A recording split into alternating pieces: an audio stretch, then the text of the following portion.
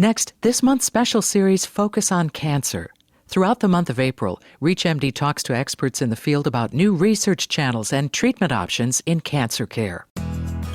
Survival rates for retinoblastoma now approach 100%, but in years past, enucleation was the only sure way to cure this rare pediatric malignancy.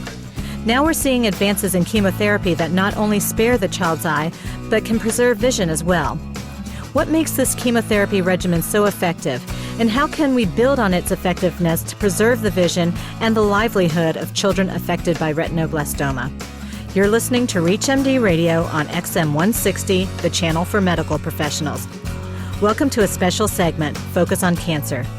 I'm your host, Dr. Jennifer Hsu, practicing general pediatrician and author. Our guest is Dr. David Abramson, Chief of the Ophthalmic Oncology Service at Memorial Sloan-Kettering Cancer Center in New York. Welcome, Dr. Abramson. Thank you. Now, how common is retinoblastoma? It's a rare cancer, but then cancer in children is rare. There are about 250 to 300 cases a year in the United States and somewhere between 5,000 and 8,000 new cases yearly in the world. Who's most likely to get retinoblastoma or to have retinoblastoma, and how is it recognized? Retinoblastoma only occurs in children and only occurs in young children. It occurs equally in boys and girls, and the incidence is the same everywhere in the world. It cuts across all races, all ethnic groups, all social groups. The average child with retinoblastoma is diagnosed in the first or second year of life. Children with retinoblastoma in only one eye, unilateral retinoblastoma, in the United States are diagnosed most commonly at age 2 years. Children with bilateral retinoblastoma, where both eyes are involved, are most commonly diagnosed at the age of 1 year. In our center, which is a highly specialized center for the treatment of retinoblastoma, we see a disproportionate number of children with bilateral disease, and the average age of the child we see is between 3 and 6 months of age. And how is it detected? Universally in the United States, it's detected because of what's called leukocoria, which means white pupil. In fact, what happens is someone notices a whiteness in the normal black pupil, and the whiteness is actually the cancer. It's one of the few cases where cancer is actually seen directly without having to do sophisticated imaging.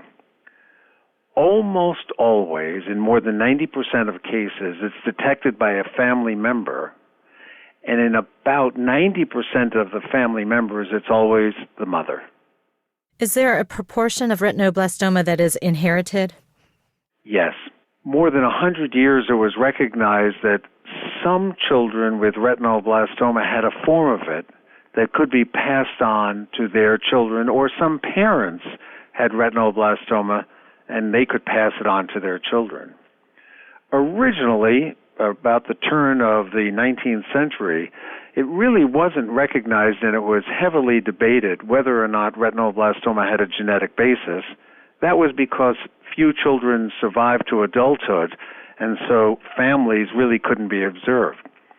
We now recognize that retinoblastoma occurs in two forms, and the genetic form that is passed on represents as much as 40% of all of the cases of retinoblastoma that we see. Now, you're an ophthalmologist, and you've been called the Dean of Retinoblastoma.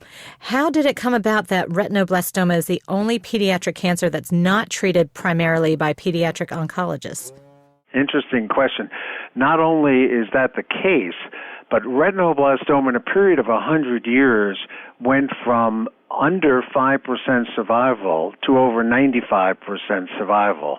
And it's interesting that it happened in the hands of ophthalmologists, not pediatric oncologists, and it happened without any prospective randomized multicenter trials. It was simply good observation on a relatively small number of clinicians worldwide, primarily in the United States and in England, who made observations and immediately applied them to humans.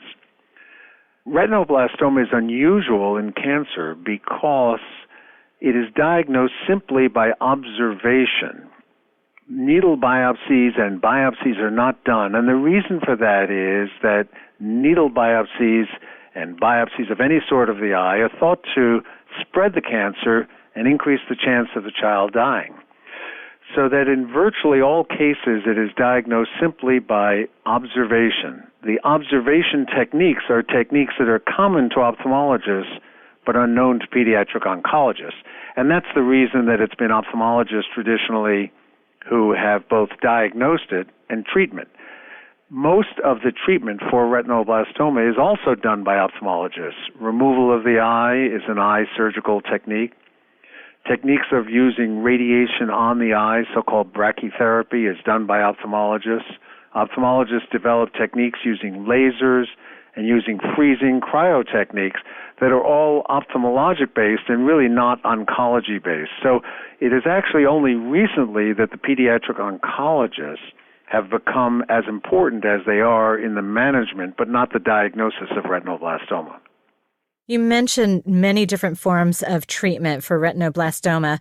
So what led to the consideration of intra-ophthalmic or intra-arterial chemotherapy in the ophthalmic artery?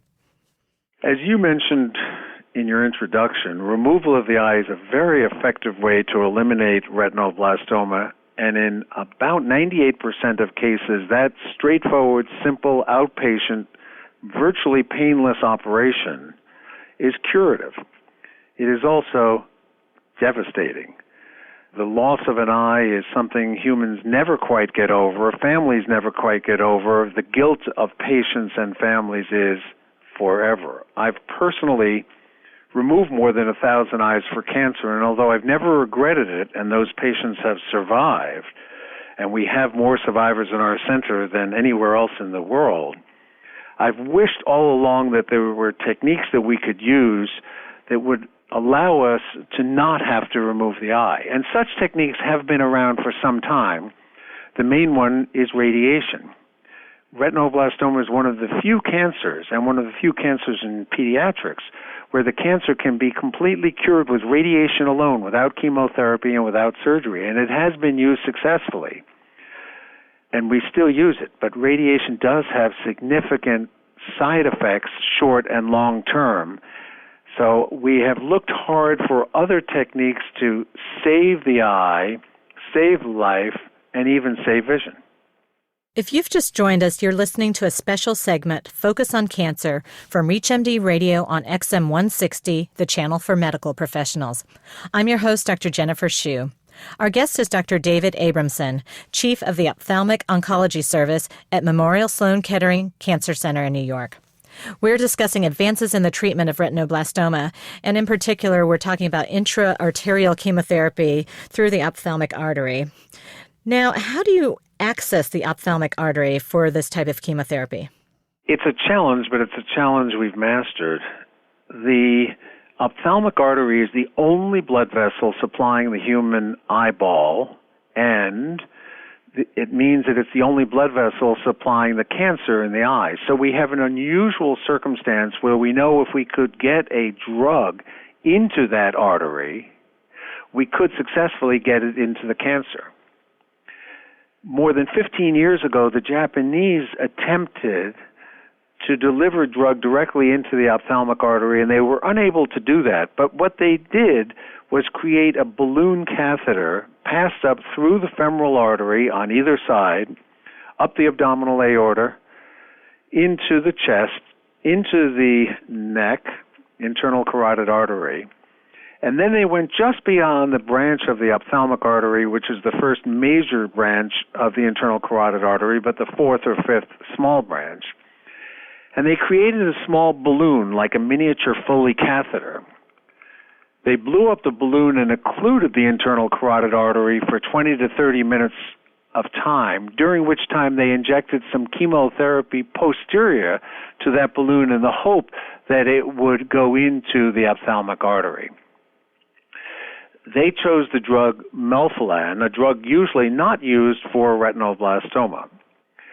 We decided to use the same drug they had used, but were able to develop a microcatheter technique going directly into the ophthalmic artery. It turns out that the ophthalmic artery of young children is between 500 and 1,000 microns, and that represents approximately the size of dried angel hair pasta. Our probe is about half the size of dried angel hair pasta. It's about 450 microns, and we're able then to put it directly into the ophthalmic artery. This is a interventional neuroradiologic technique, and it was an IRB protocol that we developed with Pierre Gobin, professor of neurosurgery and interventional radiology at Weill Cornell Medical Center. We began this in May of 2006.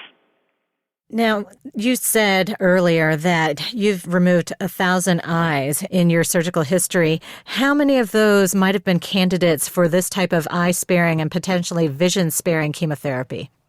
Based on what we're seeing now, the majority, and that is more than 50% of eyes that have been removed in the past, can be salvaged with this technique.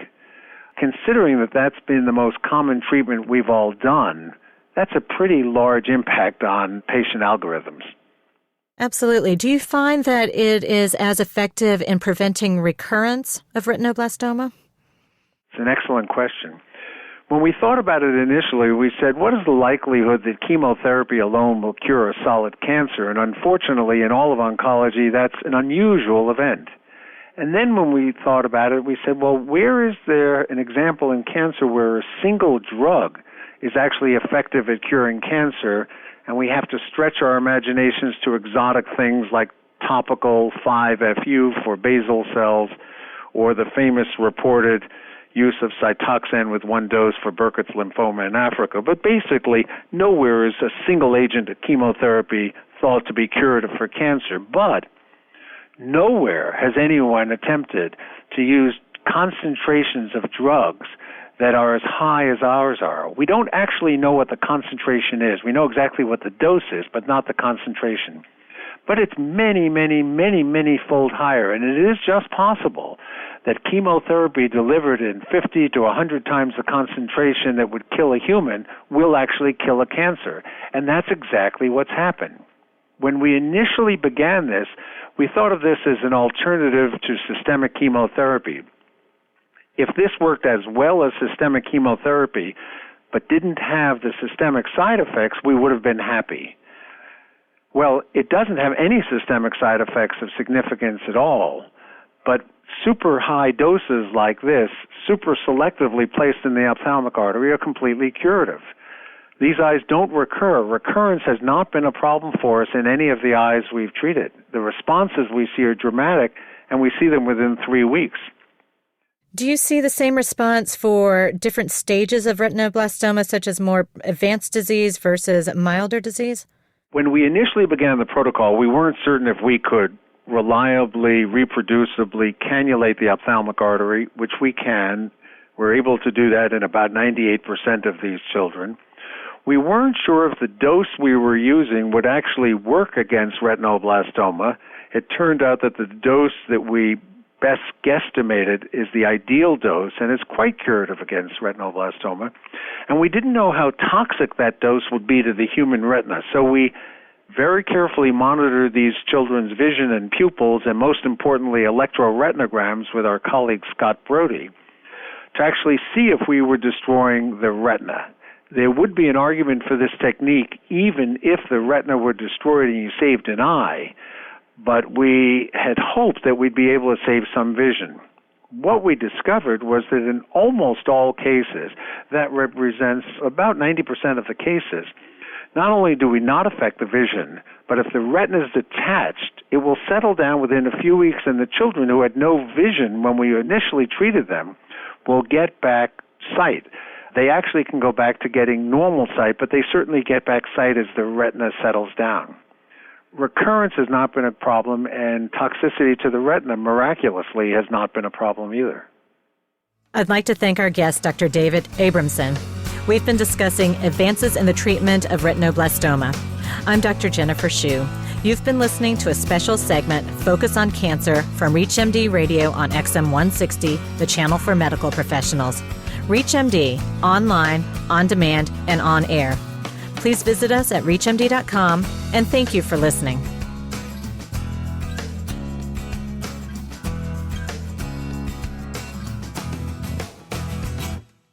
You've been listening to this month's special series, Focus on Cancer. For a program guide, complete list of shows, and podcasts, please visit us at reachmd.com.